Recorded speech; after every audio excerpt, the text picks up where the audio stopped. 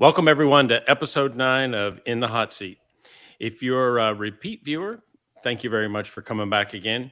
And if this is your first show with us, every 2 weeks we put industry experts and their customers in the hot seat for a lively discussion, some debate, and maybe even a little discourse as we try to humanize the digital experience. And all aspects of the customer lifecycle are up for discussion, as well as the technologies that are used throughout each phase of the journey. And just a side note to users, if you're on LinkedIn and you notice you have some problems, it just keeps resetting you. If you go to YouTube or even Facebook, and it will help. It'll solve that problem. So there's been a bug in LinkedIn that we've seen off and on for the last several months. So this is the first episode of a 6-part series and or a 5-part series, sorry, on sales. And this first episode, we're going to talk about data. We'll get into that in a minute. Episode 2, again, every 2 weeks. So episode 2, we talk about the widening gap between digital buyers and sellers. Episode 3, we're going to try to understand the customer and the discovery stage in the sales process and how that all kind of fits together. Episode 4, what does customer engagement mean in the context of enterprise sales? And then the final one, technology is the tail wagging the dog. So we'll take a look at the technology and how that all fits together with the process. So Pete, I was as I was getting ready for this, I know you and I've had a conversation kind of ongoing for a bit about some of this around the sales topics, but I particularly for today, I know you have you've spent years in sales and using sales systems before you founded SpotLogic, and I'm just curious from your perspective. I mean, why are we having a conversation 25 years into the world of CRM about customer data and problems with customer data? I mean, what do you think? Why is that? Because I think people think of it as like a technology problem, and I don't think it is. Mm-hmm. It's not that CRM doesn't work, right? It's just people don't want to put data into it. So, I just sat around one day and I said, well, I'm just going to take two things. I'm going to take the close date and the amount, and I'm going to figure out why would somebody misrepresent or not want to put that data in. And, aside from all the other fields and just the opportunity tab, I'm just going to take those two fields. Why would somebody, why would there be a problem there? And I came up with 20 reasons. but only 2 of them had anything to do with like technical complexity or anything like that. It was either culture or process. And culture is sort of like management saying, here's what I expect. And here's, we need 3 times as many opportunities as you need to close to make your quota, and all these sort of tribal lore kind of things. And that drives behavior where you start to game the system. And it's basically just, they're trying to avoid pain in a lot of cases, right? That's caused by either the culture or the process. So, there's, and I stopped at 20. I'm like, I thought I was going to come up with 3 or 4. So anyway, the one thing I wonder about all this, and I agree with you. I mean, I've seen tons of issues about getting the right data in, and of course, if you don't get the right data in, what are you going to do? But I also wonder if that's not a bit tied, if it is actually tied in some ways to technology. Now, obviously, incentives and culture and all those things are playing there. But I mean, maybe the technology is a bit of an impediment too, because is it really enabling the salesperson to do their job better? Well, for sure, salespeople don't want to re-enter data. If they've already written it down someplace and it's not in CRM, the chances of convincing them to also go do that other thing is just is zero, right? So again, but that to me, that's culture, process, and technology. So that one is sort of the trifecta where they've already written it down, and there's some cultural and process things that are impeding your willingness to do that. But well, that makes sense. And I mean, and I have some perspective that we'll get into in a later show about the gap between what buyers want and what sellers are doing. And I think there may be some tie in there too about the data, the actual data that we're trying to collect from the salespeople. Is it right?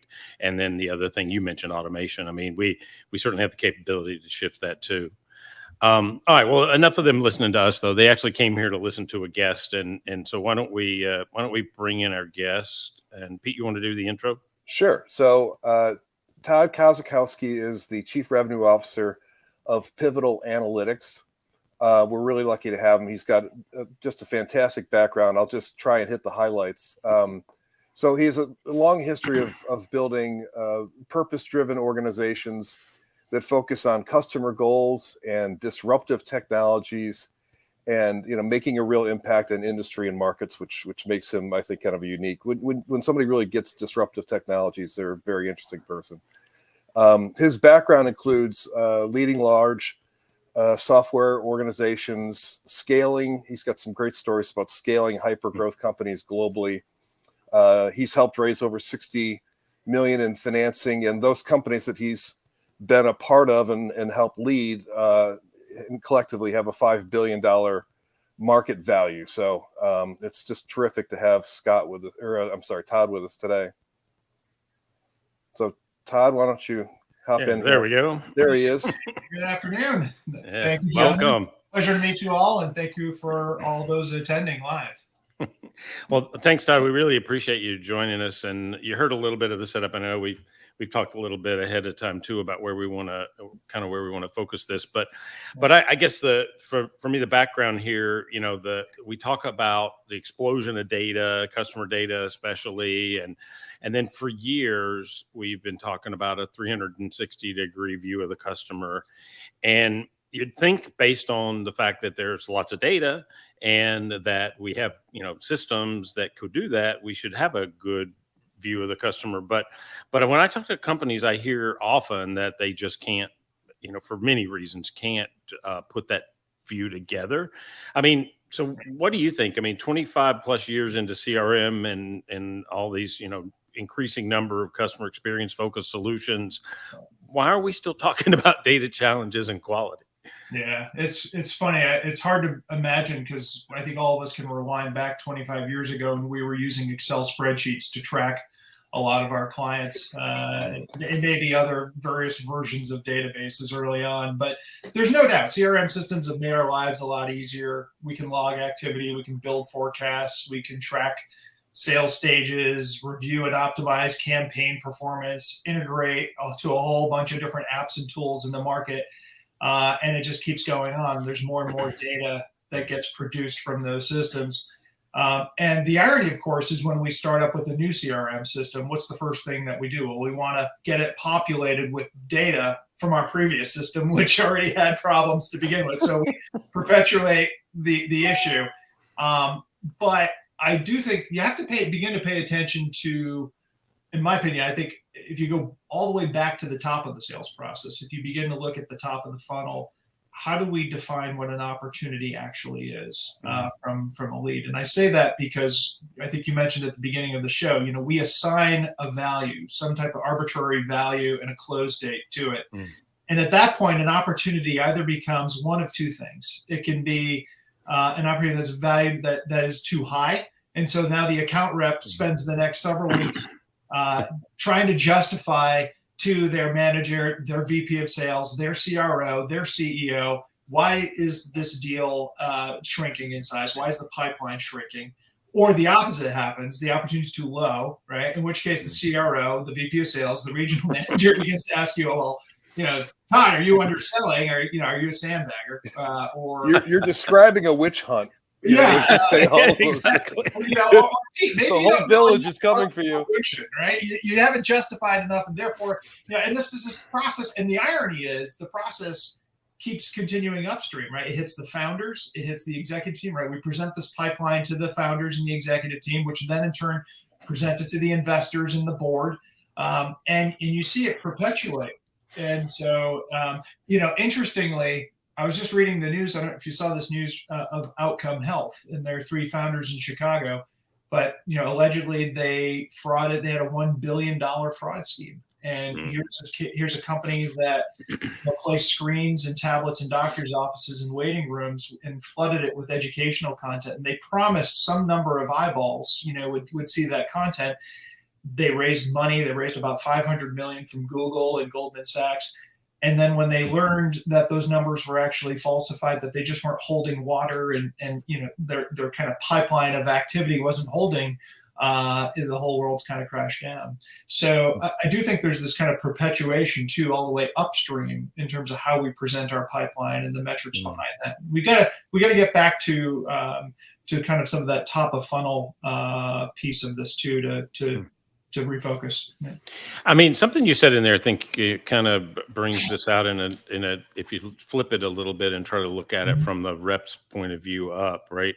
It seems like all the systems that we talk about regularly, or most of them anyway, are really oriented towards the management team, like the manager, the VP, the CRO, the CEO, the board, the investors. And I just wonder, like, have we set up the salesperson in a way because there's so much pressure on them from the around the data? You put in something too high and you get beaten up. You put in something too low, you get beaten up. You put in a close date that's too soon and you miss it, or you have to move it or whatever. I mean, are we creating a part of this problem? Yeah, and I agree. I think there's a part of that we spend a lot of our time trying to update systems and information for other people. And in reality, we're trying to work our own deals. We're trying to move deals through the pipeline. And then you throw in other pieces like this notion of a customer 360-degree view, right? And so now the data that I have, along with the data from client services, the data from marketing, all of this begins to combine. And it's no wonder that it begins to unravel, right? Because it's a significant investment for both, from a financial and technical piece, to integrate all of these environments and asking all of these people to maintain this view of what our clients are in the market. And so for the executive team, yes, they would love to have that full client 360-degree view, but boy, does it take a lot of effort and work. And you think about what are the components that go into that, right? It's an understanding of the service activity. It's the understanding of all of your channels of communication, recency of visits on our website. We're using Google Analytics to track information there. We're tracking campaign activity and response rates. We're looking at product fit and use. Are they touching this button? Are they hitting another button? We're looking at renewal engagements and contracting. And it just begins to get overwhelming. And in some ways, my background in physics, right? I equate it to like the physics of a dynamics of a top, a spinning top. If you spin a top, there's a lot of forces that are working in concert. You've got angular momentum, inertia, momentum, centripetal force, potential energy, kinetic energy. Todd, I was told there would be no math. No math. But I say this because you apply this initial torque force, right? And I equate this to, like, in sales, we apply all of these initial systems and forces to kind of keep the top spinning and to apply that spin. And then as the spin kind of slows down and friction slows down and the wobble happens and gravity pulls the thing down, it's the same thing. We just can't keep spinning up all of those systems and entering all the data, and then eventually people abandon the system because it's not entering the same value, and then we decide, what, the system's not working out for us, let's get a new one. So yeah, unfortunately that's true. And I think your point up front too is we perpetuate that ourselves by moving the data from one to the other. We have bad data, we don't fix it, we just move it to the next system and hope that it's going to fix it, right? I wonder if this just occurred to me as you were talking, Todd, in the mid 90s, I ran a consulting group for a company called Teradata, and we were putting in, they had another vendor's warehouse they'd spent like $2 million on.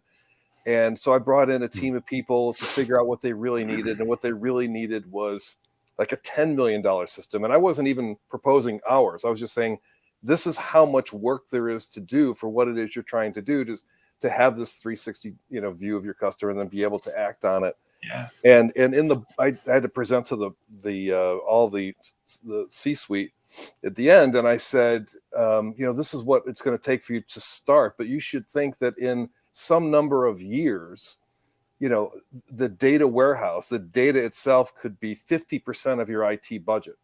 And of course, that just blew everybody's mind. And I had no idea if I was right or not, but it seems like now we're going through that same thing where there's so many systems to be integrated and so much, and we're not spending any money on that. We don't have the realization that some, data information is such a huge component of what we do that there's got to be this infrastructure to support it. And if there's not, then it's always going to be this same treadmill of this isn't good enough. Throw that silver bullet away and we'll get another one and we'll repopulate it from the last thing we thought was a silver bullet, and nothing ever changes systemically. Yeah, it's a great point.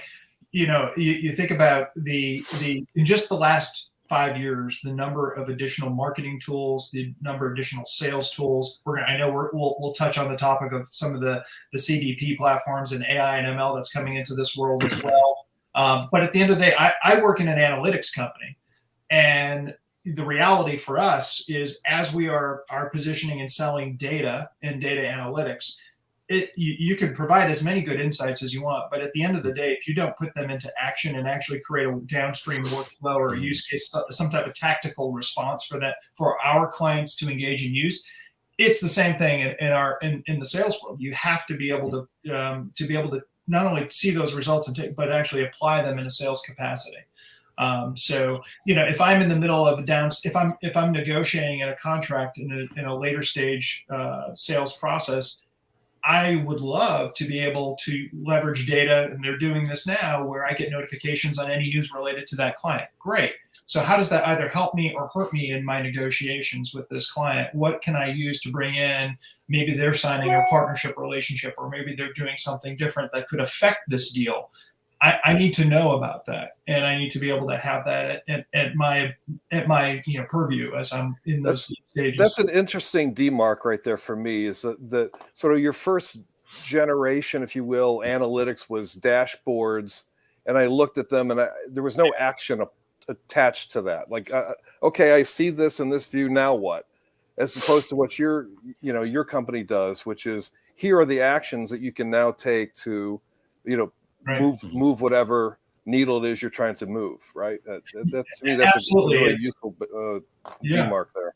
Yeah, absolutely. What's the next decision that we're trying to answer? Next decision point that we're trying to answer for, and think it's like the chess match, right? How many moves ahead can we help think for our champions? But that's all dependent on the input, the quality of the data. And if you can't see which pieces are being moved around the board, then your guess is probably doing more harm than good, right? So that's where this data quality thing is. One of the things in this whole thing that whole discussion that kind of stands out to me is that most of the time when we talk about this customer data, a lot of what we're talking about is kind of transactional, or it's not really about what's the motivation for the customer to do something, or why are they doing things, or what are their problems. It's really about when do we think it's going to close, and how much is it worth, and can we sell 2 things instead of 1, and whatever. And how many meetings have you had? Yeah, or how many meetings? Yeah, exactly. So, I mean, and that sounds almost like a measurement issue in some ways, right? Like, if I'm tracking the number of calls you do, I can make a lot of calls, but what are the outcomes? That's a whole different question. Right. How many boiler rooms have we seen? And I've managed those. I've been a part of them. I've seen, the kind of work effort and capacity, and it's marginal. You feel like you're chasing the horizon, every day for certain sales capacity numbers. Now, granted, different industries have different sales metrics that, we're looking to convert on.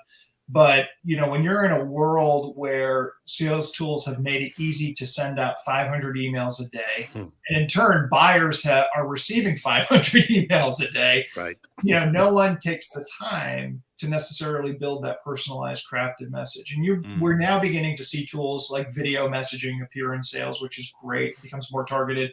I literally just got off the phone a couple hours ago with a head of a major consulting agency, and he said, I don't look at email, I don't respond, but he said, your one email, and it wasn't mine, it was actually one of our operations managers who actually built a campaign. But the campaign was so personalized. It leveraged data from that organization. It leveraged news from that organization and really relayed to what we're doing, that this person responded at an extremely high level. So, I think you're right. I think buyers have changed. They're no longer necessarily in the office. If they are, great. You can go visit them and meet with them. And but industries like healthcare and insurance and some of the others, they really rely on a team of people for decision making. And in our previous worlds, and we still do this, we teach about, selling into decision makers, and those are your users, but you also have your purchase makers. And so you have these kind of parallel tracks that you're selling to. And now those parallel tracks have become even bigger, because a lot of the decisions are now affecting other departments, and they also have access into that same line budget. They're sharing a budget potentially with you. A CFO may be overviewing, but not necessarily have a detailed view of the solution that you're trying to do. So you've got to sell to them too. So it's become much more complex. So yeah, you're right. I think it gets back to that personalized side of this, but also understanding how we have conversations with our clients, how we qualify them. Again, right at the top of the beginning of the sales funnel. How do we really treat them like the right opportunity that they are, or not? I mean, it seems like you're underneath this. I hear sort of how do you humanize the interaction and bring it back to the customer instead of what you want, right? I mean, you're a seller, and I know what you want, but I'm the buyer. What I want is a completely different thing, and that's actually the relevant point. I've done for years. I've done these buyer behavior surveys, and one of the things that always struck me is that there are two stats. One was, when do you contact a salesperson? And 68% in the last survey I did said they contact the salesperson after they've made a buying decision, which is staggering. But and especially if you're trying to do one loss, because you have no idea what you lost since they never contacted you. But the other part of it, though, is that when do they want you to contact them? And you said a little bit of this. You said that if it's in the right context, if it's relevant to me, then I want that, right? If you come to me when I have a problem and you say, here, I know a way to solve that, and it's a reasonable way to do that, I'm very engaged. But that all relies on the data. It does. It does, and it also relies on how well you understand their jobs to be done. And I think, again, it gets back into we as those on the front lines of selling, we are listening, and many times very focused on the one or two things that your solution can solve for. And when we're asking the customer to go through their business issues, we keep waiting for it. We keep waiting for it. When are they going to say the thing that I do? When are they going to say it? When are they going to do it? Finally, they say it, and then everything they say else falls by the wayside. Forget it. That's great. Well, you already told. I know what I'm selling you now. Right. And so now happy ears. Hyper focused on that one use case. They haven't actually taken the time to explore all the other 9 things that this client needs to figure out how to solve for. And then later on, we go through the funnel, we go down the funnel, and then the client decides, we're not going to go with you. And why? Because they forgot about the other 9 things the client needs to do, right? So you're right. It's I think there's a human nature of this. We go through all of this. We spend all of this money on sales training, institutions, certifications, negotiating, the art of whatever. And at the end of the day, you can have a repeatable process that you learn in a 3-ring binder, but if you can't actually ask the most meaningful, most relevant, most direct questions about not just their buying process, but actually really what their issues are and what the priority of that means and what the value of that means, not just to them, but also to the rest of the organization, and to be an advocate for them. There's a lot there, and to put in touch with advocates that can help you become that champion for them that they build that trust with. So that's when I think about sales, there's 2 words that sort of come to mind. One is scarcity. I don't have enough opportunities. I don't have enough time. I don't know enough. And then there's complexity. And you were kind of just, I think, touching on complexity to a degree, which is, if you do get to be in front of a buyer, how good are you at understanding their not only what their business problem is, what the current state is, what the functional requirements are, what the technical requirements are, what the who are the stakeholders, and what are their priorities, and how does all this come together? It just gets bigger and bigger and bigger and bigger, and you don't get your next meeting at a lot of clients if you don't do the first one well, right? So that creation of value is, to me, that's the new battleground, right? It's a great point. Get product information somewhere else, right? right? But yeah, and you're right, because tying it back into what you both were saying before, if you look on the retail side, 81% of consumers have done their research online before they actually make the purchase. Whether it's in store or online, they're reading reviews, and it's no different than for us selling into enterprise or specific tech solutions, and it's to the point that now our websites really do mean something, and having digital SEO, being able to kind of cull for new opportunities through that. And granted, there are always holes in our marketing process, but that's where sales needs to step in and kind of plug the holes and support them. And I agree. I think where once you get down the pathway with a client, it's you've become this advocate for them and a specialist in a way, but also that very first conversation, you also have to be able to talk industry and shop. You have to know what are the big pressing issues in the market, in the industry, macroeconomically for your client, and then be able to back down microscopically for them what it means. How are they going to compete? How are they going to be more competitive? Regardless of solution, most of the time it always comes down to how do we either save you money or make you money, right? It's like usually most of the time, and it usually translates down to that.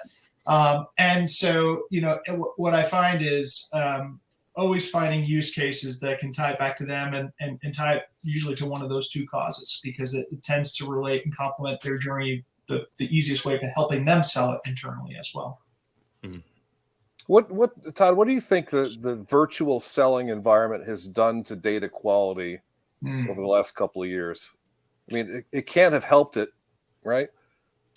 Yeah, that's a good question. I think with the way, so I'm curious, what example would you give? Be more specific on. So here's the dynamic that I see a lot is that so I can't see you in person anymore, so I don't even know what is going on in the background, how you're really looking at what. So I'm not getting all of that feedback, right? So I'm presenting now. So virtually, I put my presentation up, and I can't see you anymore, or you're 1/5 the size you were a second ago, right? And so you're still. So we've got this. If you have this dog and pony show mentality where you're pitching, then you can't even get the nonverbal cues anymore, right? So to me, the skill set has to evolve where it's more conversational. You're better at asking questions, and when you ask somebody a question about themselves, they're more engaged and interested, and there's a data flow coming back. But if your only skill set is show up and start talking about yourself and your product, then the information flow is going to be less and less. And I just read this crazy statistics that said 92% of people admit to multitasking during all of their video conferences, right? So they're not even guilty. Hold on, let me check LinkedIn. Exactly. But it's also true of the salespeople. They're not even paying attention in their own meeting. Yeah, right? It really is a great point. I do think that with it depends on the solutions that you're selling, but I will say that on the lower end of selling, and I've been advisors to businesses where they have a product point, maybe it's 5K or 10K, and yes, they can kind of get away with the dog and pony. Let's play it on replay for each new client. But I think as you get up into more complex sales situations, forget it. And like I said before, because the teams are spread out, because decision making is spread out, there are so many other departments involved. You're finding you're having to do extra work to connect to each of those different departments and groups. Now, virtual can help with that to bring everybody together, and that has certainly helped. But I still find at the end of the day, and this is somewhat old school, that if you're trying to sell $250,000 or $1 million opportunity or something significant, you got to be on site in order to, if you can, right? And we're finding even in the healthcare sector, even in the wake of COVID, we've had a lot of really good success in this virtual environment because they've lived it too. But a lot of them now are finally moving into the section to meet physically. We've got to be able to kind of break this down. Let me walk you through our strategy in more detail. Let us take you through our decision-making process in more detail, who's involved, how we get them involved. So it is hard. There is no question that the last few years have made some significant changes. I think some for good and some for bad. And I think on the good side, we're able, to reach a lot of audiences faster. On the bad side, it's also become a lot harder to get through purchase decision making, because getting that collected feedback in kind of centered into a decision, because it's so disparate, has become much more challenging, I think, in today's environment. Well, I'm going to take a slight tech detour because you mentioned this earlier, Todd, and it feels like this might be a good place to start to think about what kind of things can you do to try to make this better.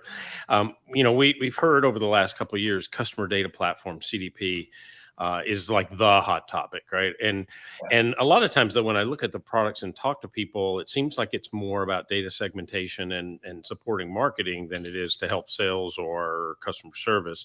But I mean, if it's truly a customer data platform, it should serve all of those audiences, I think.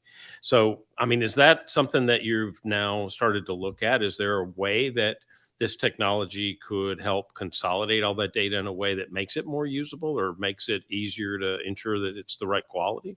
Yeah, it's a great question. So I think there are some tools to help with things like data hygiene and data redundancy of just how we treat accounts a certain way. You combine that with some of the statistical kind of correlation patterns of where they model your past sales behavior and success and then try to predict, future clients based on that behavior. And those are integrated in with some of the CDP work. And I think, there's value in that.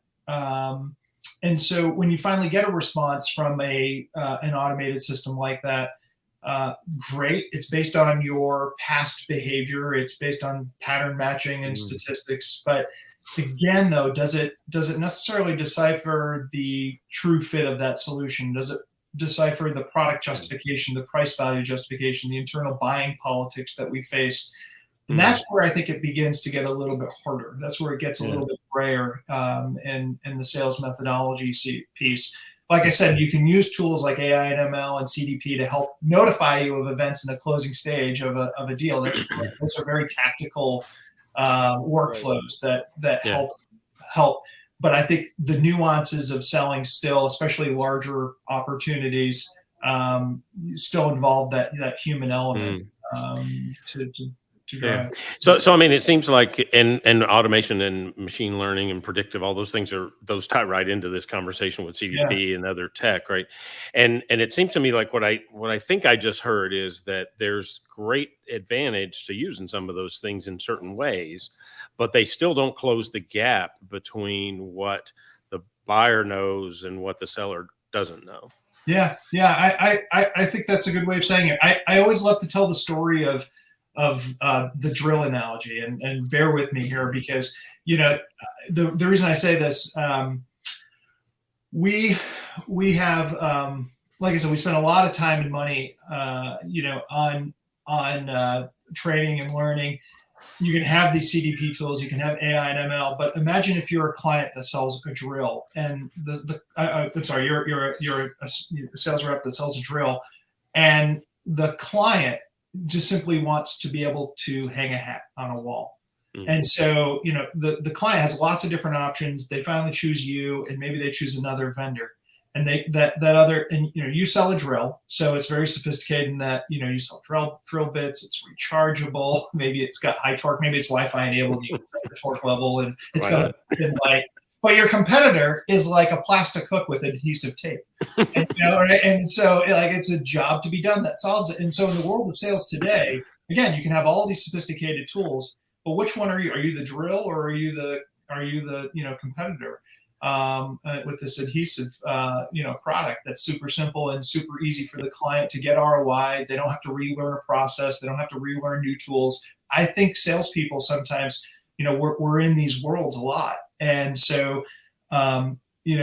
it comes back to leveraging data to help you learn about your clients, to help you remember how to qualify, how to use content appropriately at different stages of the workflow. I think there's a lot of great invention there. But if you can't understand what the client's really trying to solve for, I don't know how those AI tools and ML tools will really beautifully fit right into what those use cases are. And Todd, the thing that occurs to me is that it's not, the problem isn't just that understanding the mind of the customer. It's that it's also a race, because it is. Your competitor, if somebody's going to be the one that wins insider status, and then they're going to start getting all kinds of information that the other 2 or 3 sellers who are in the mix aren't getting. And so the dynamic flips to one where the person who's considered insider gets this advantage that the other guys don't, and they're just being sort of dragged along for procurement to get the price down, or whatever shenanigans get pulled later in the sales process. But you've lost the deal already, and you just don't know it. Right. That's so right. The idea of it's a race, I think, is another part of the challenge you here. Essentially are column fodder, right, in the old world of comparison. So you're further to the right. That's all you are. Yeah.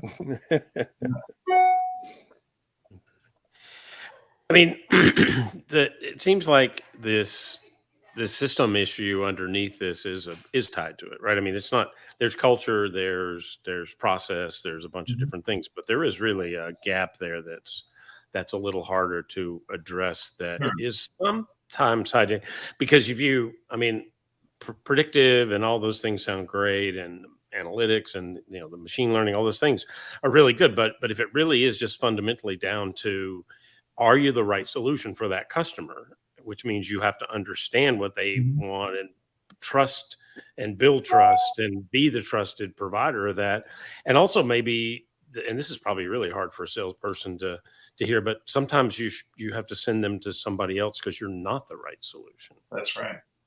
Or a partner in some cases, right? So, but yes, and I think in the same vein, as you're going down the sales funnel, it's not uncommon where your champion's been let go, or they've moved on to another job. And so what does AI and ML tell you on that, right? So yes, you have to reassess. And this is where I think, taking that opportunity and bringing it back up the funnel. So, what, we got to do rediscovery here. And having that conversation with your boss's boss, they're like, well, wait a minute, I thought we were going to close it this month. Well, the team's not there anymore. Or the problem shifted. They've got a different problem now that needs to be solved, and we may not be the right fit. Their problem has become much broader, perhaps, and it involves a partner that maybe we're competitors with. So those are the dynamics of selling that are happening. And like you said, clients, customers are moving at a pretty rapid pace. If they're talking to you, it means that they're most likely already in the market and they're shopping for something. They're looking to solve for a problem. The idea of kind of educational and informational, I think 1 out of 5 times that be the case. I think that happens for opportunities. But if it's a good opportunity and if it's well qualified, it shouldn't just be an educational call. So but I agree. Yeah, I think you're spot on.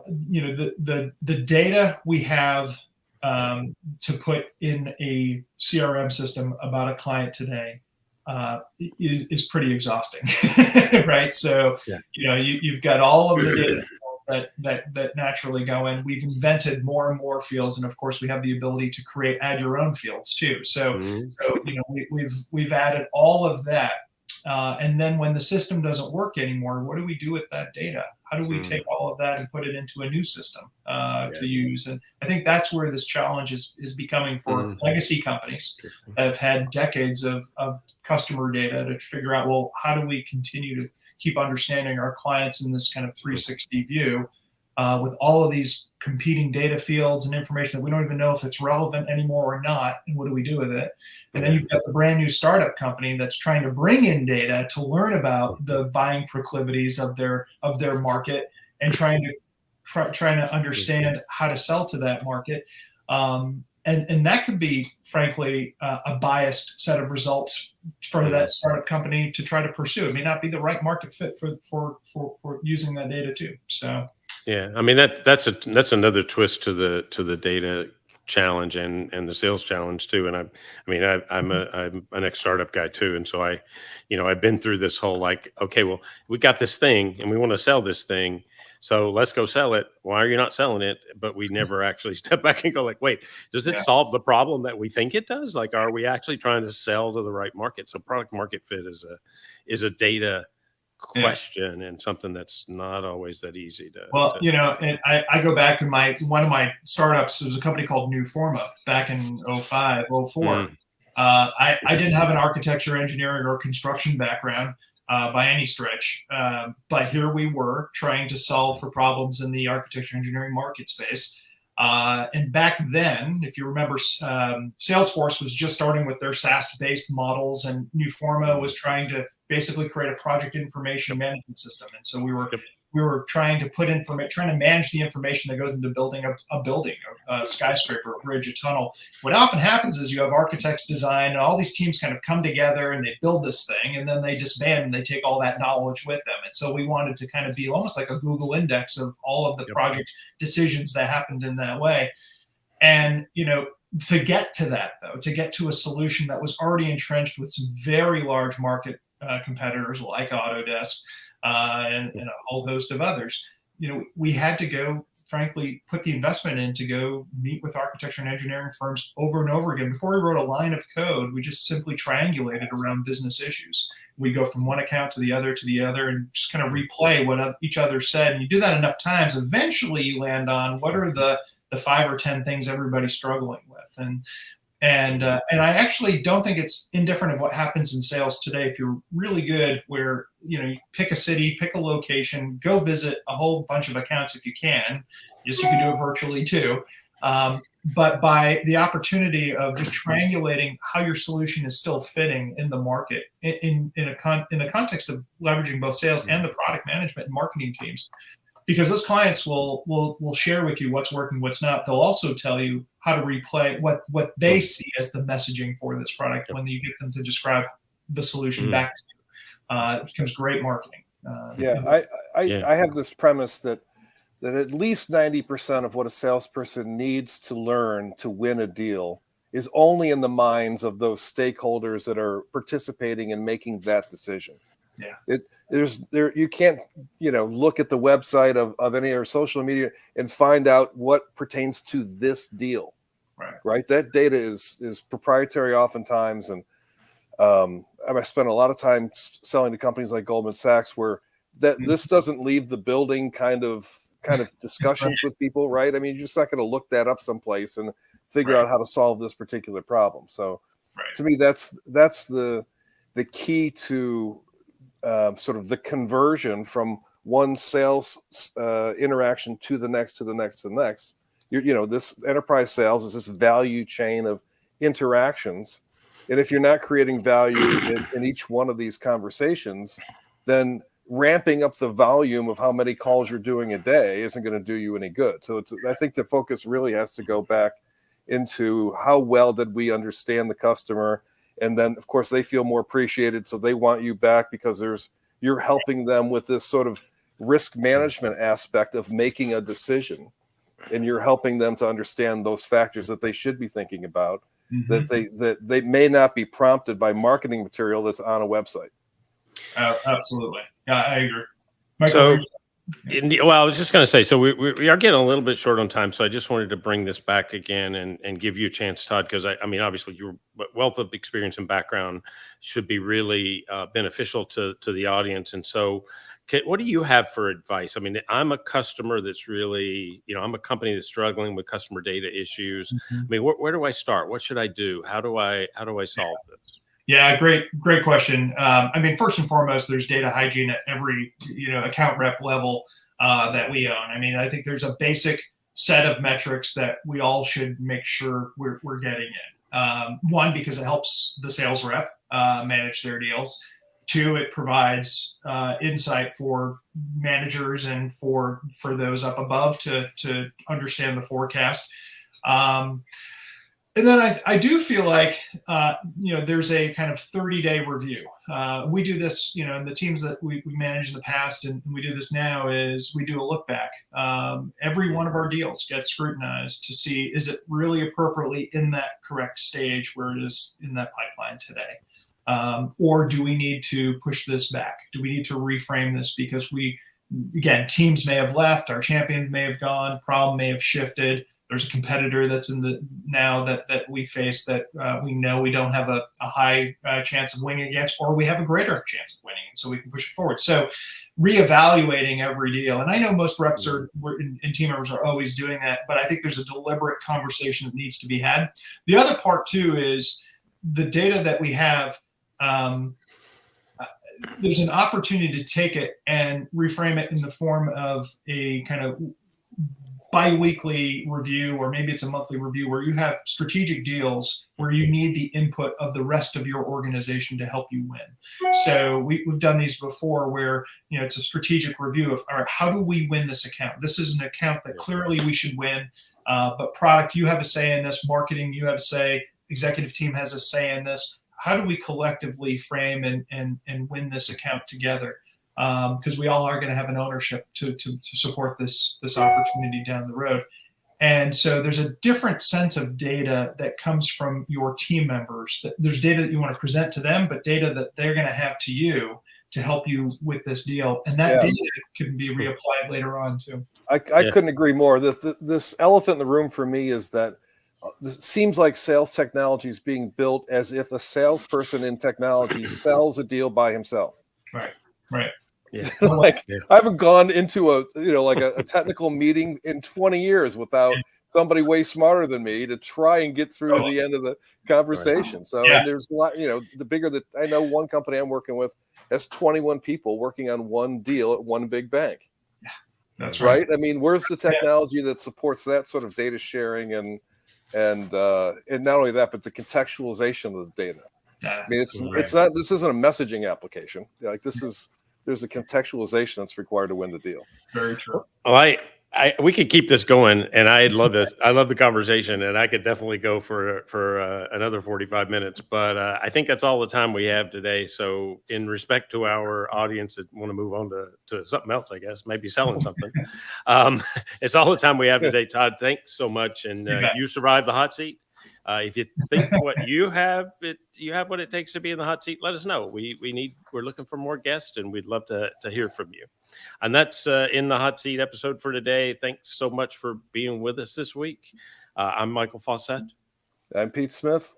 We'll see you hopefully in 2 weeks for our next episode, which is about this widening gap between digital sellers and digital buyers and analog sellers. So that's our focus in 2 weeks. Thanks again.